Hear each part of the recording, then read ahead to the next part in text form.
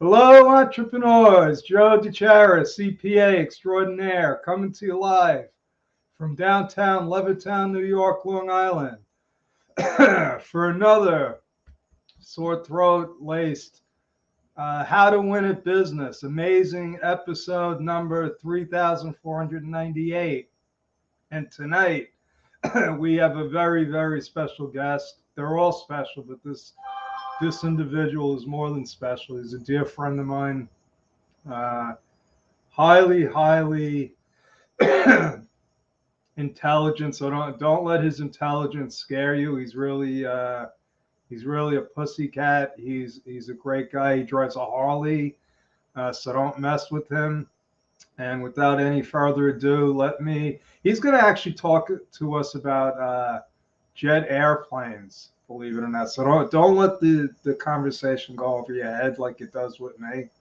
So here he is, the one and only the Wolf Man, Jeffrey Wolfe. How are you, Jeff? Joe, thank you so much for having me on your show. Sorry for keeping you hostage in the green room, but it's all right. It's a great party in there. I appreciate it. Yeah, it's amazing, right? Can't believe. Thank you for the green M&Ms. Yes.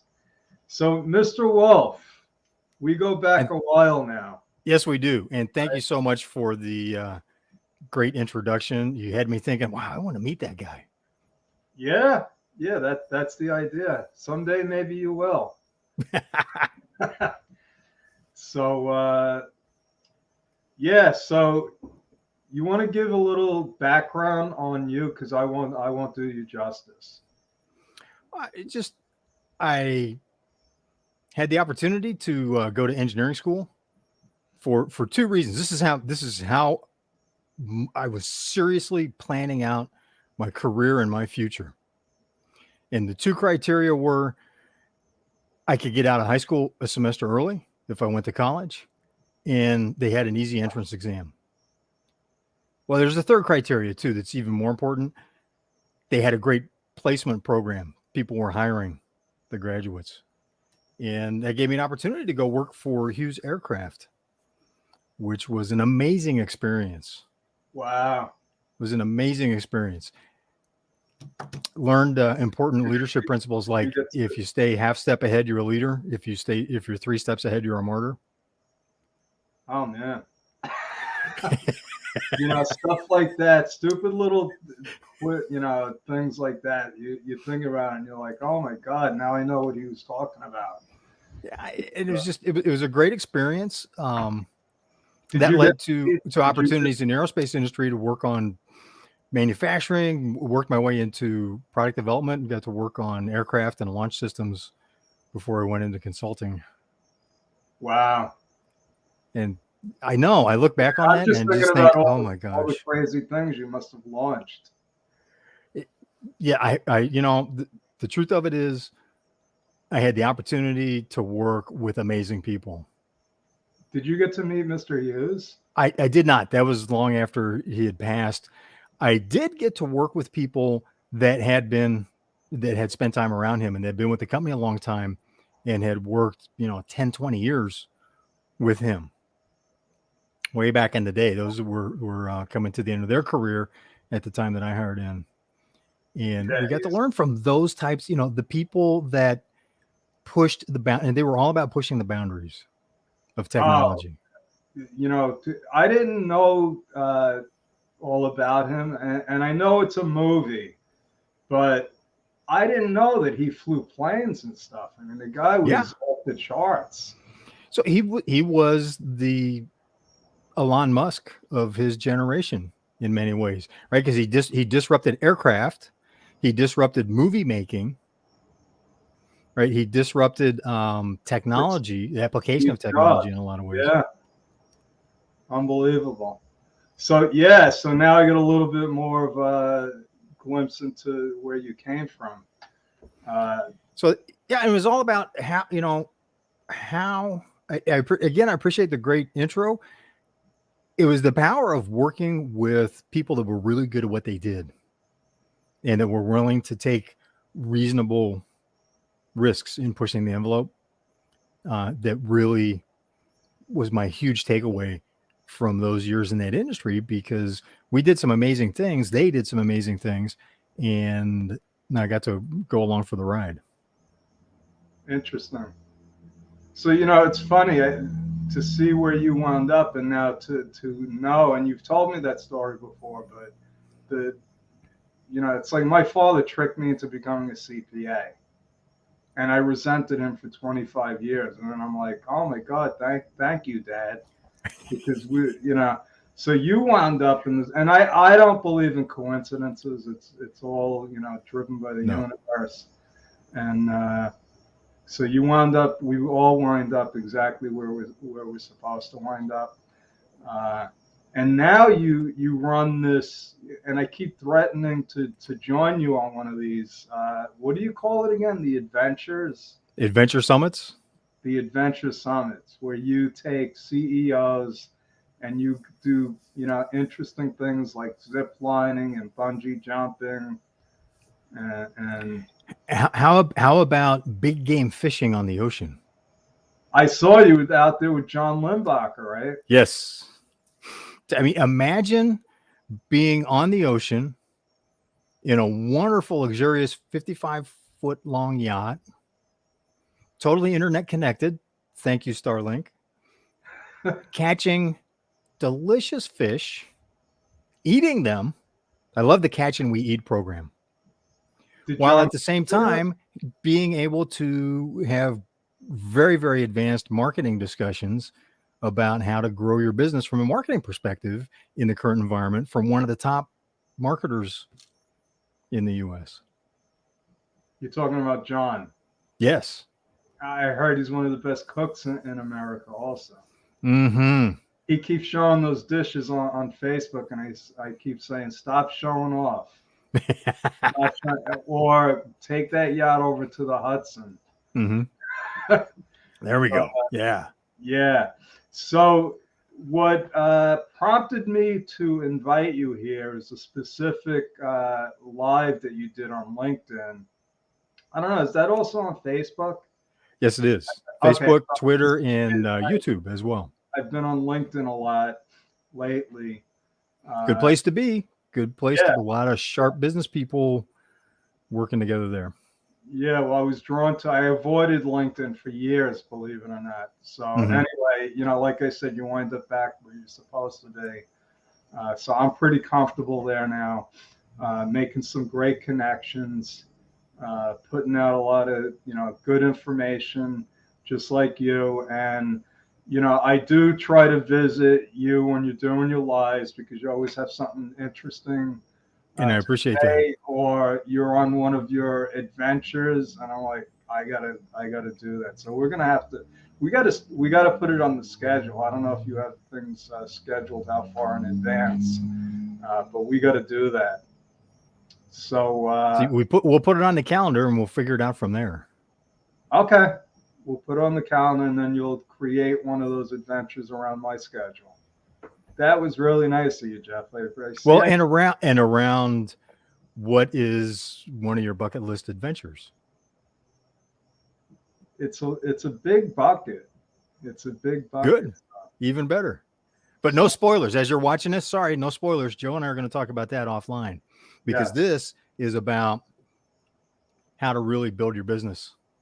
Joe's got a great podcast. You really do have a great podcast series, Joe. You help so many people get their, the financials on a business is so important. And that's really not most of our experts. I know I'm not really good with, I'm good with numbers, but the system, the financial, putting it all together aspect of it is a challenge for me. Tonight's podcast, I think you'll be more comfortable doing it. But and it's all about my team, the people I put around me. And that all started with our friend Larry Broughton. And I know Larry had the suggestion for you to start this adventure thing. Yes. So it's come full circle. So Larry showed me, how to hire the right people, and I have an unbelievable team around me. I do very little now. I just look at my calendar, I show up, and they're doing all the behind the scenes stuff. So that I'm blessed. But So getting back, I saw you were on the live, and you were talking about this person that was handcrafting a part on an airplane, because this was the plane manufacturer, right? This was one of your clients, and I was like, oh, that's interesting. I didn't know that you had to handcraft a piece of metal, and it goes on. I'm like, and then I got scared. I was like, what if that person like misaligned it, and now I'm on this airplane? But anyway, I was like, that's interesting. And then you started talking about the whole sequence of events. And what caught me was, because we go through this on a daily basis, believe it or not, putting together our system, our accounting systems. And for every client, believe it or not, even the small businesses, the accounting system is different, because all the entrepreneurs are different. They got different mentalities. I don't have to tell you how they do business. So we have to try to adapt as much as we can to what they're doing, and still keep our system intact. Okay, we still have. It's almost like, and you could, explain to me what exactly we're doing, because we have like this mold, this system, and you can't go outside of the system. If you go out of the system, it doesn't work. But we do have to give them that latitude, okay, to do things the way that they're comfortable. Now, sometimes it means they have to change a lot of things that they're doing, which is not comfortable, that. But overall, we've been successful at it, because we're able to scale, but there's always room for improvement, Jeffrey, right? Yes, there is. So what got me was, you said, when you started saying, so they can't start doing this process until a bunch of other processes are done. And then there's a bunch of other things that have to be done after this. And what got me was, you said it took the person like a week. And I said, oh my God, that's you're building an airplane, and this one little widget is holding it up. It's adding another week. And I'm an accountant. I'm like, what is that doing to the cash flow? Well, and especially, I mean, think about this. So you take an aircraft that costs, well, let's just say $100 million. And that's not an unreasonable figure. The cost is $100 million. That's because of inflation, right? To build it. No, this probably more. Yeah, that's not even counting for inflation, right? Then we're really getting in. It gets insane when you add the inflation in. But say it's $100 million in cost to build it, in terms of labor and parts.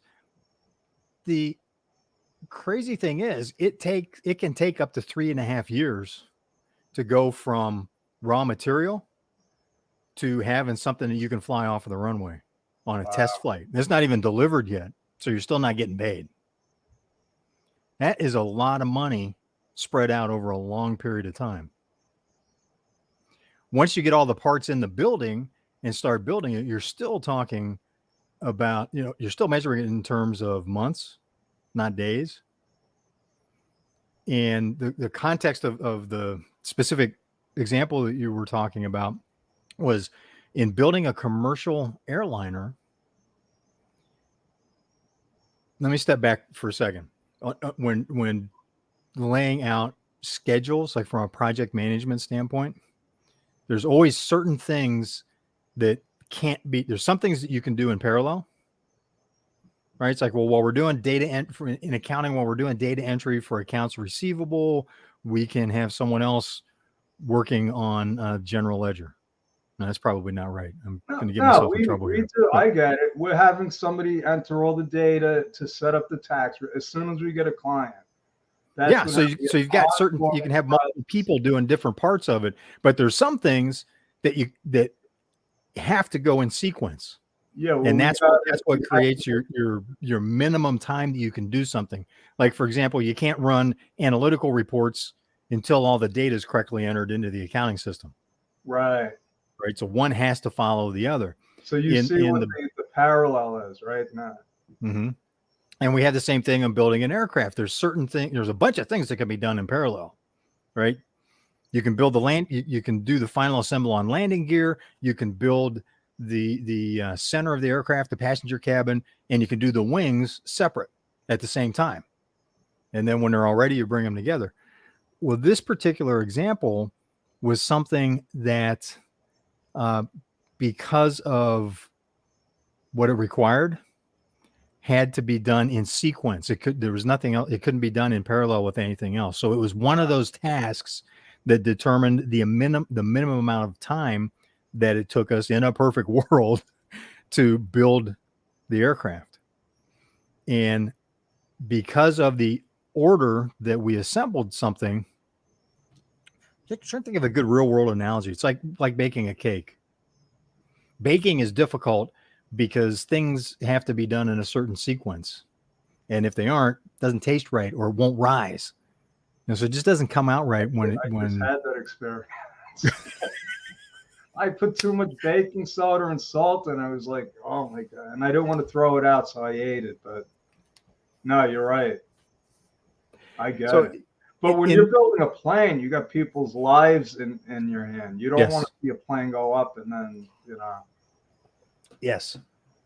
And if we have time, I have a side story about that, about safety. Something that was one of those very weird, wow, what a small blue marble we live on types of stories. Yeah. We'll come back to that if we have time. Okay. For this story though, when building something, whenever you assemble something, every part, when you manufacture a part, there's a little bit of variation in each part. That's why we have engineering specifications. It says, as long as it's within this range, it's good. It'll work. It's safe. We're good to go. What we learned in the 1990s was, you know what? And this was when we're really being able to start applying high-end computer tools to do the mathematical analysis. We found out sometimes that doesn't necessarily work out. And the order in which you assemble those determines where that variation goes, right? So if you've got something that's an inch and a quarter, but it's actually another thousandth of an inch longer, but the engineering specification is that's okay, and you put another thing that's actually a thousandth of an inch longer, right? By the time you put 10 of those together, you're starting to get some noticeable extra length. There's a ripple effect. There's a ripple effect. Well, this was a case where because of the assembly sequence, we had a ripple effect that created a gap that would be of a different size in where two assemblies came together. So we had to have someone handcraft a shim to fill that gap. Interesting. And this had all been tested and certified, so there was no safety concern in terms of what was being done. And this was on an aircraft that had been flying for years before we looked into this particular. We were looking for ways that we can go faster and be more cost effective without doing something stupid, right? Because you're right. When you're flying an aircraft, there is a lot of safety considerations. You have people's lives in your hands. You have to be very careful about that. And the FAA and the airlines pay very close attention to that. They're very picky. So we had a sequence that we knew worked. It's just, if we could, it took a person a week to get that shim handcrafted. They're working with really tough, you hear the phrase aircraft quality aluminum. So you have somebody taking this hardened aluminum and it'd start with a blank plug of it, and they'd have to handcraft it and hand shape it to fit that gap. Explain what handcrafted is, because I hear handcrafted beer, handcrafted vodka. I'm like, what is that? I have this picture somebody like with clay and. Well, in this case, it was a very highly skilled mechanic. It was specifically a woman that had been working on building aircraft for a couple of decades. She was great at what she did, one of the best, which was why she was the one that built these shims. And in this case, handcraft meant you've got somebody hunched over on the production line with a file, a Dremel tool, something that looks like a Dremel tool that you would use to carve wood. Yeah. and is shaving away metal to Wow. custom fit that shim in Isn't that that gap between those two wouldn't that parts. be boring for somebody like that with that kind of experience? You would think. It Yeah. took her a week to handcraft it and get the fit just right, and to get it, because they had a whole bunch of people that had to double check that and sign off on it. And now And she's this is got on every aircraft. wow. So then she's And got a whole line of people waiting for her to finish this. Oh my if it takes her another day, then it is another day that we What if can't she deliver that calls in aircraft, sick? because it's what's called a critical path task. What if It she calls paces in everything sick? else. And what makes it even scarier, the next best person at doing that task took 30 days to Oh my complete the God. task. So she was in a position like Eldana said, she was in a good position to negotiate. Yes, she's in a good position to negotiate, but what if she wants to go on vacation? I Right. said, what if she gets sick, goes on vacation? Oh, that's not a. And Retires, now the customer's got to wait another month to get what we promised them. so what amazes me is, so you're talking about $100 million airplane. So this must be a huge company. Yes. I'm thinking it must be a public company, right? Yes. Okay. And there's one Well, person. it was now for transparency, it's a company that no longer exists and no longer manufactures aircraft, which is why I'm comfortable talking about it. And it's not meant as a snipe at them. It was just in that era, this was how things were done. Yeah, and I'm not. You don't have to say who they. You might. They might have to kill you if you say who they are. But I'm not even.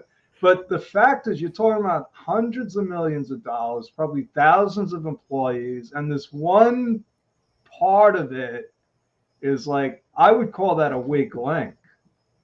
I Right. would be looking at that and saying, listen, we got a potentially huge problem here. It's the same thing in accounting. That's why we have a line, we have a sequence. And what Yeah. we're finding is, if one part of it, and this is we're talking about, a lot of times hundreds of dollars, not hundreds of millions, but it upsets the whole system. And there's a ripple effect. It's like, okay, if this is delayed, that eventually it screws up the whole business. We have a nice business model, so we're always looking for ways to tweak it. So I'm hoping that you're going to give us the magic bullet.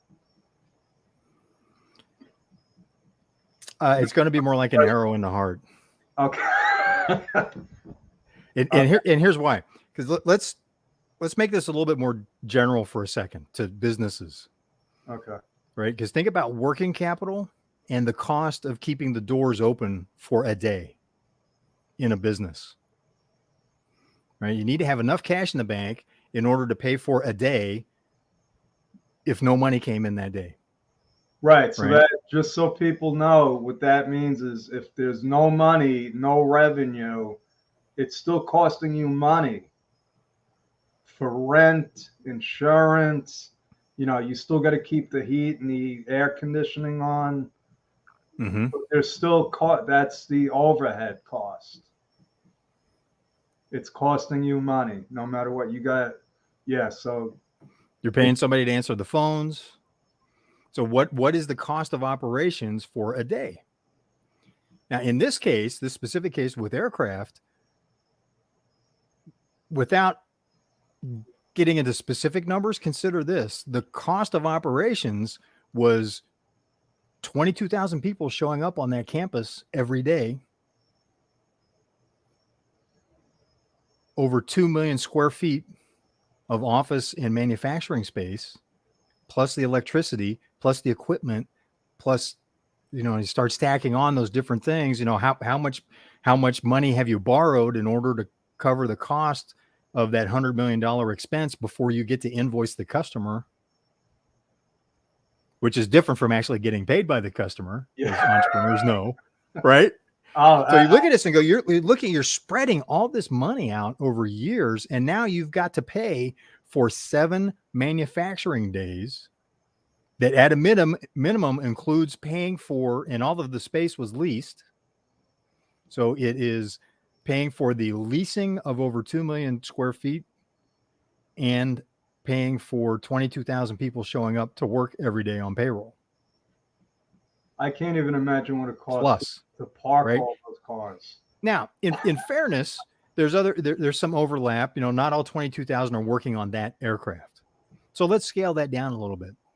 The team that it takes to build an aircraft is still numbered in the thousands. So you still have several thousand people are necessary to build that aircraft that you're paying for each of those 7 days.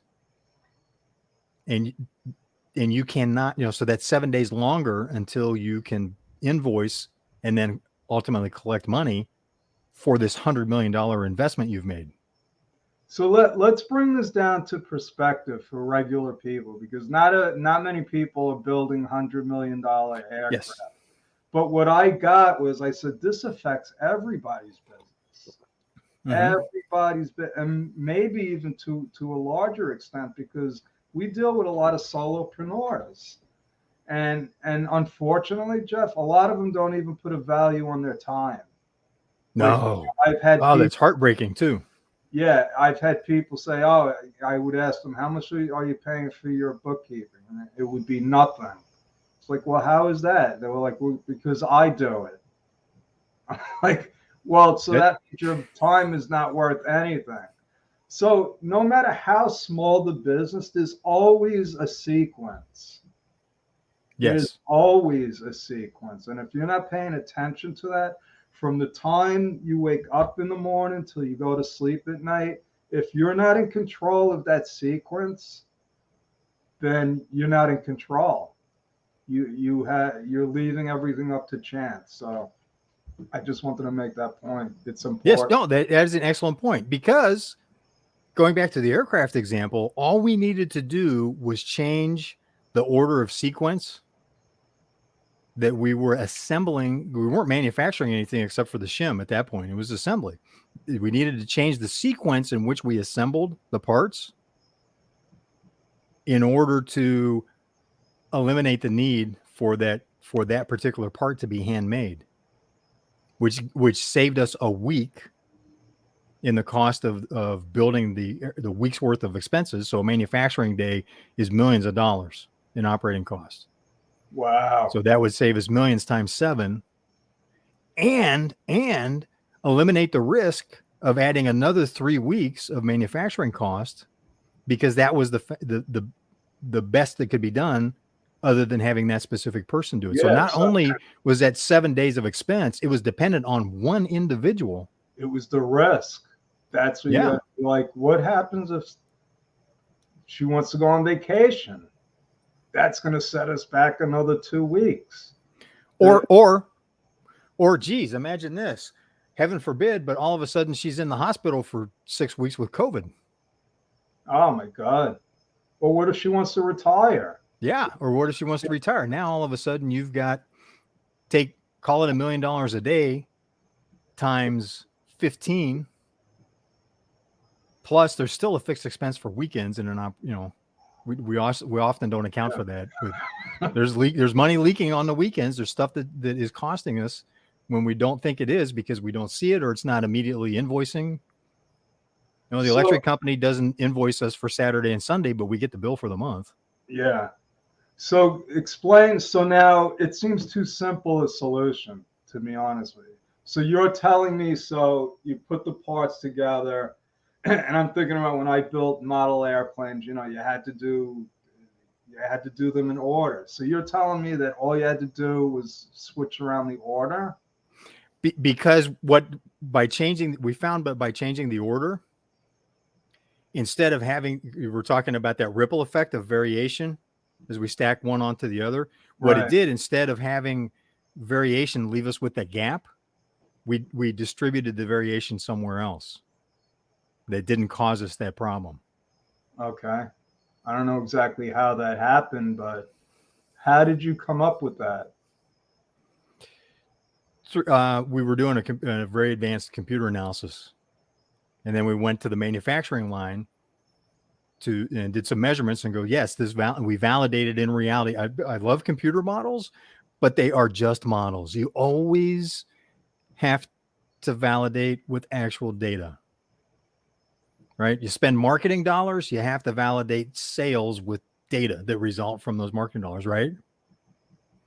I mean, when running a company, you have to know your financials because that's your validation, real world validation that what you're doing is providing value that someone's willing to pay you money for, and that they're paying you enough money that it covers your expenses plus some profit. So let me, So I get that. So I don't know if it's the same. Maybe you could tell me.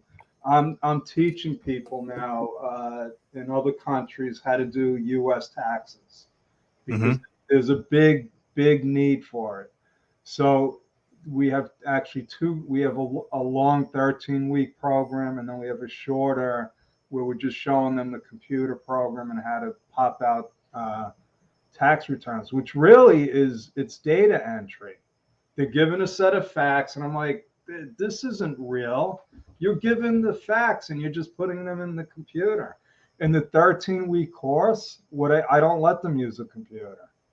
What I tell them, that's harsh. So oh my gosh, because that's how I learned. So they have to but good for you. Now I'm teasing you some, but good for you. And here's why I say that. You learn so much more by getting into the guts of it, of having to do it by hand as it was done for thousands of years before we had computers.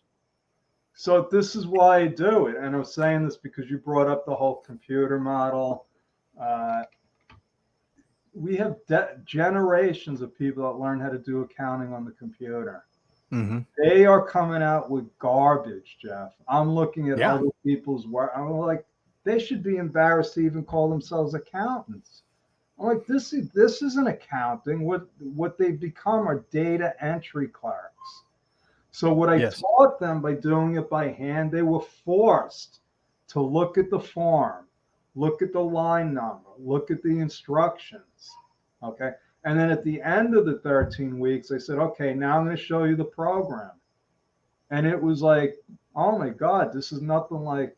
So now they knew when they enter something in the computer, they could look at the finished product and say, there's something wrong here. Yes. Okay. So yes. And here's, because we're talking about variation in manufacturing, let me bring that to one of my favorite business questions. I love to ask business owners, what's your median AR, days aging, or whatever their measures? Usually ask for days. And too often they have no idea what I'm talking about. I was going to say, they don't even know what that means.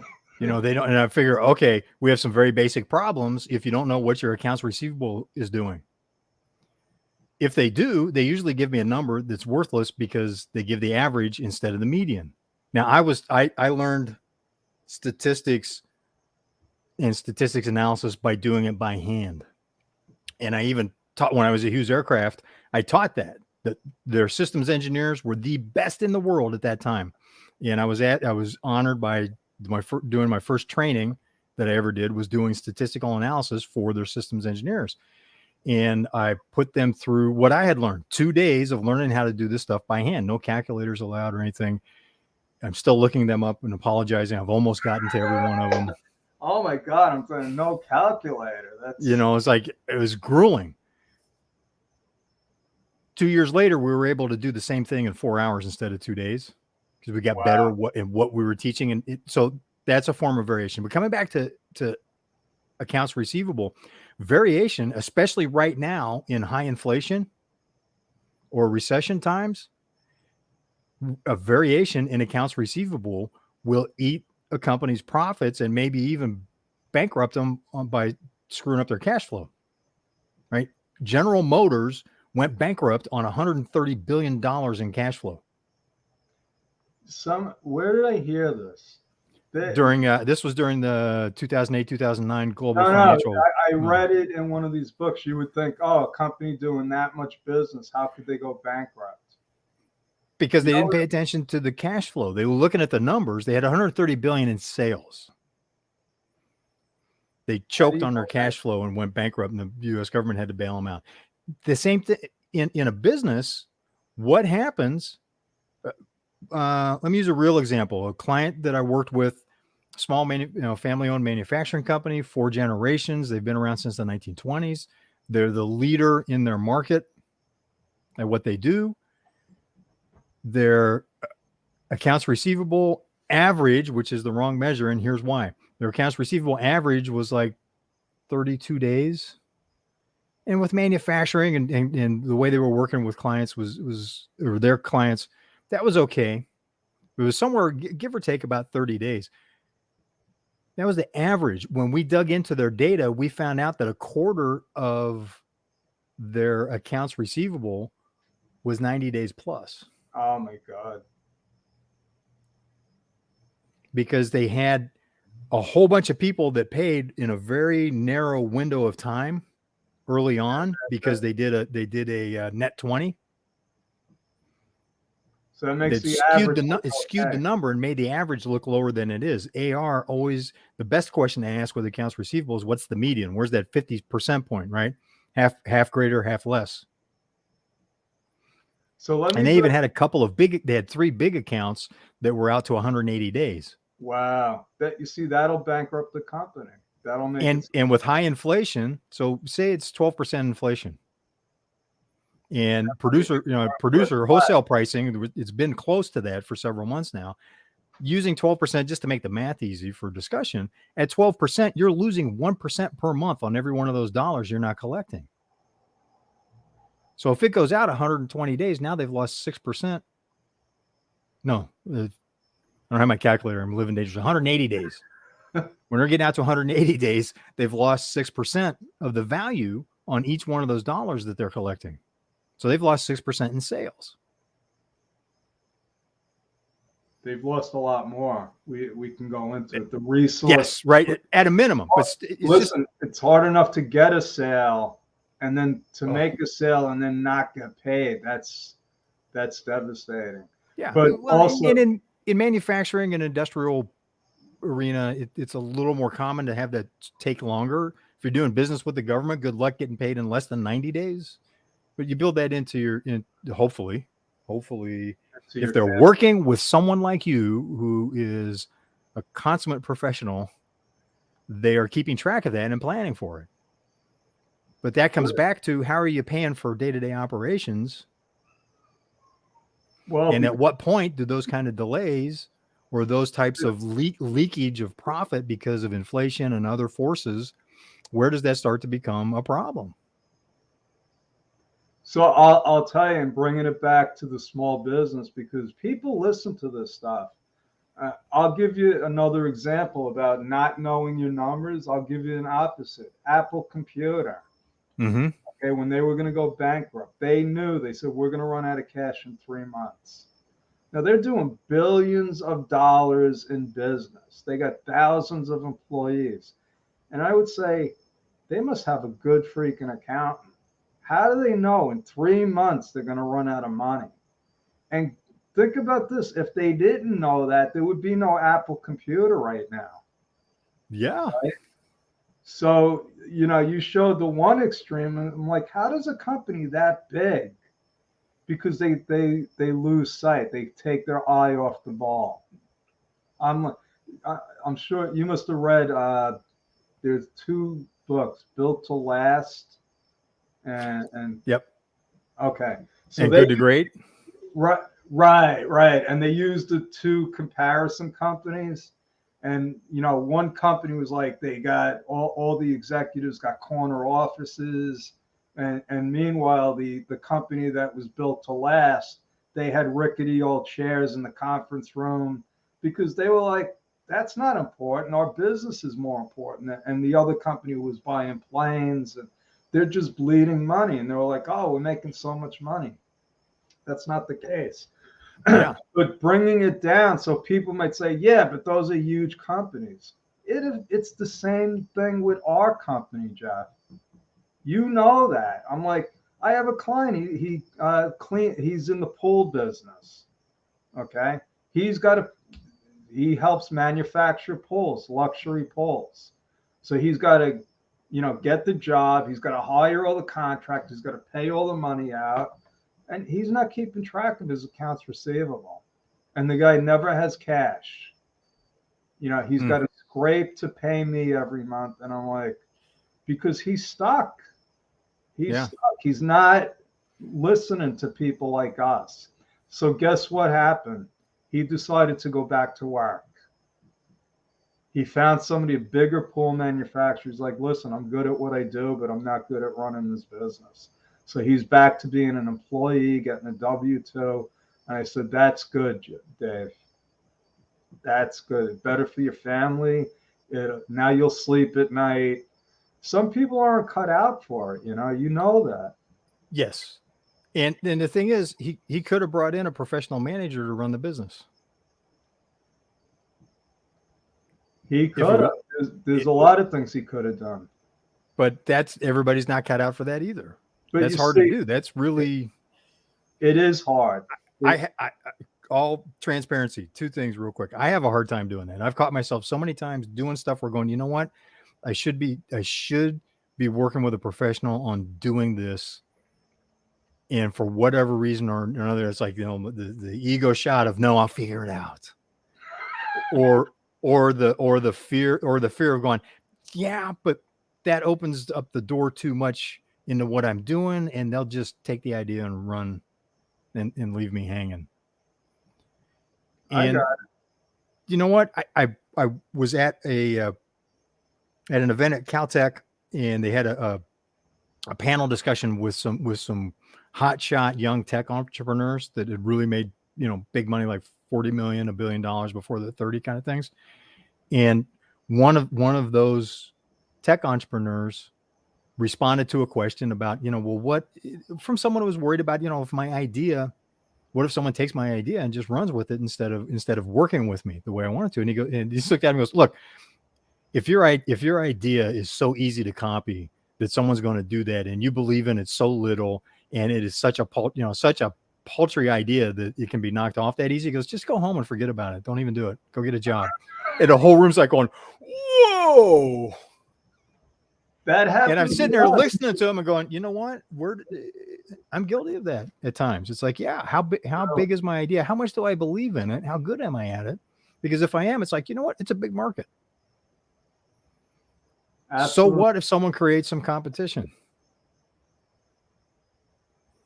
Shame on me for not being able to step up. And defend what I'm doing.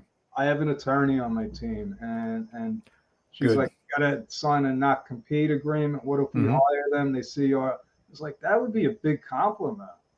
If somebody came in and copied what we're doing, I'm like, that proves that we got a great system, and now they'll be able to help even more people.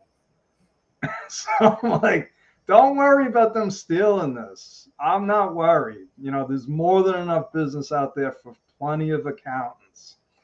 Yeah. So, and the other thing I wanted to admit being guilty of is when you were talking about, prioritize of what we should focus on, where should we be investing and whatnot. It's like, we had a great marketing tool that we worked with for years. I held on to it. It was expensive as all get out. It was easy to work with. I really liked it. The founder sold the company, and the new company, we just never built a working relationship. Never got that working, which then became a problem because the support, we're having challenges with support and learning new things and features. And I was looking at it going, we didn't use 2/3 of the capability, but I held on to that for at least 2 years longer than I should have, and ate the expense of that, along with the opportunity cost of not getting stuff done that we needed to get done, because it was harder to learn and work through challenges, which always comes up with any tool. And then I was introduced to another tool by a mutual colleague of ours that was like, it saved us 60% of the cost. It worked better, plus has a great community of support, which is what I really needed. So it made it easier to go, look, this is not something that should be on my plate or done in-house. So we'll hand it off to one of the experts that works with that tool, or at least to be able to reach out and go, hey, I'm having this challenge. Anybody got some recommendations on how to work through it? The support is huge. It's like, yeah, that's a micro version of some of the problems that General Motors and some of these big companies run into when they're working with big numbers. Yeah, I could see that. So Listen, we've been going on for over 40 minutes. I usually try to keep these to 20. Oh, I'm sorry. No, don't say. I Too many want to keep stories. going. We made the points that I wanted to make. You did a great job. We took building $100 million airplane and applied it to our little accounting practice because it's really all the same. It's just the numbers have more zeros behind them. Could I add one more quick story to that? No. Okay.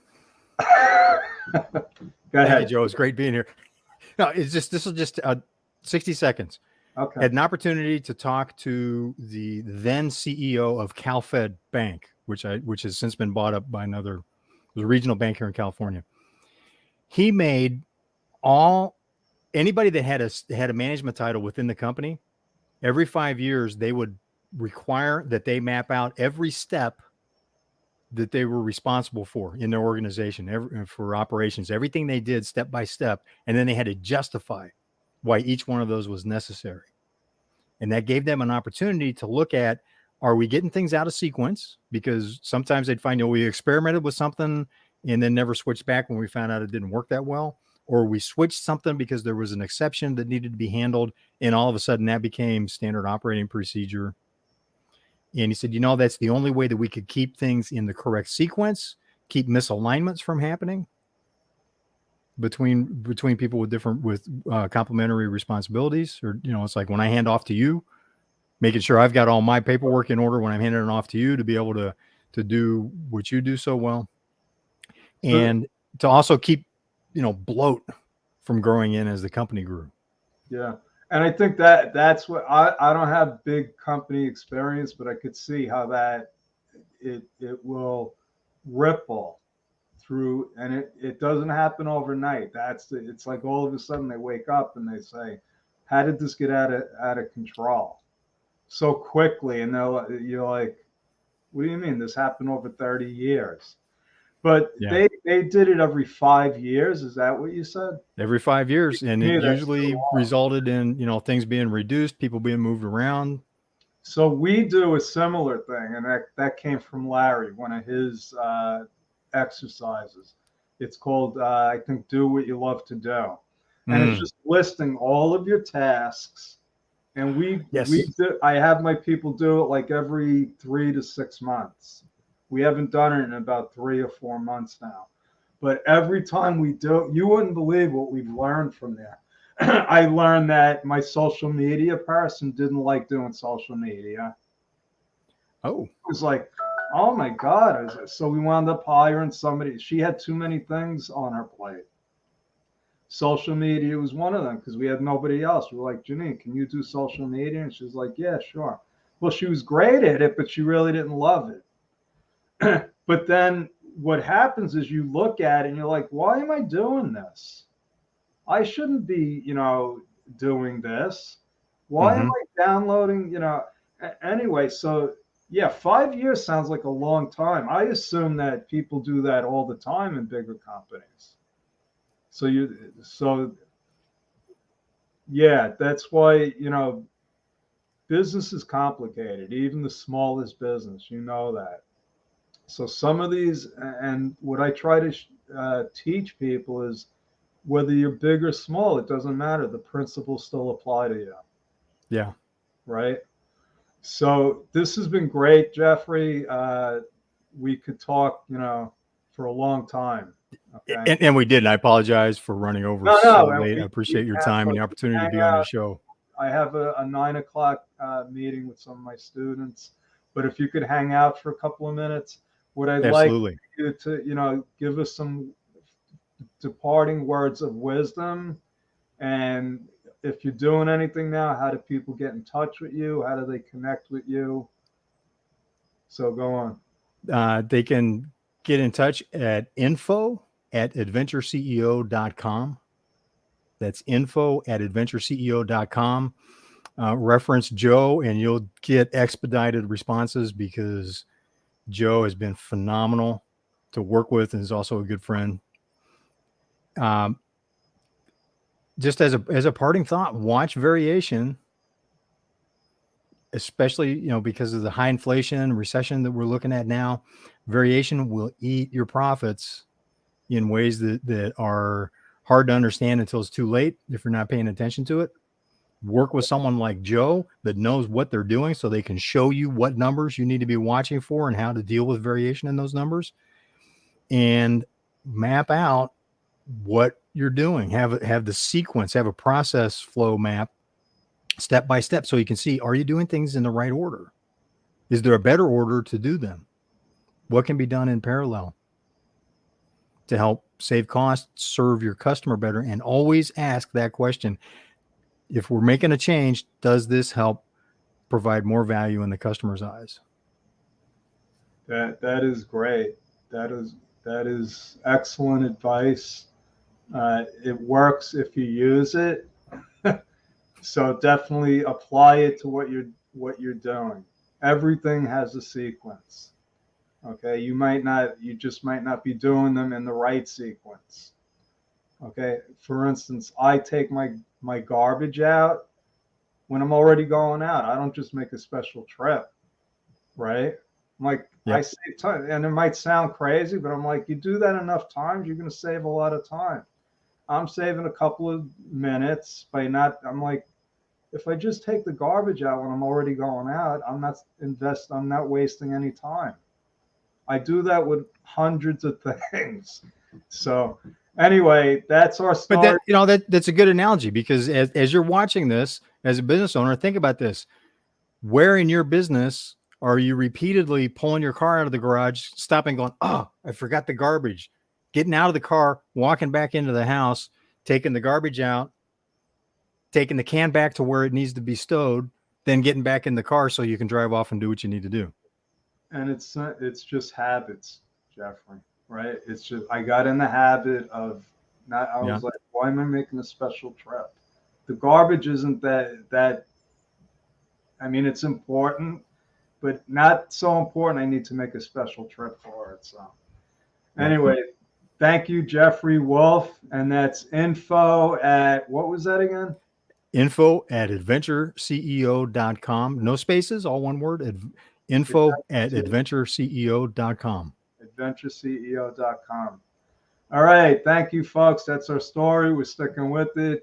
Stay tuned for some more amazing episodes. We will have Mr. Wolfe back again. It's been so much fun. So over and out. God bless. And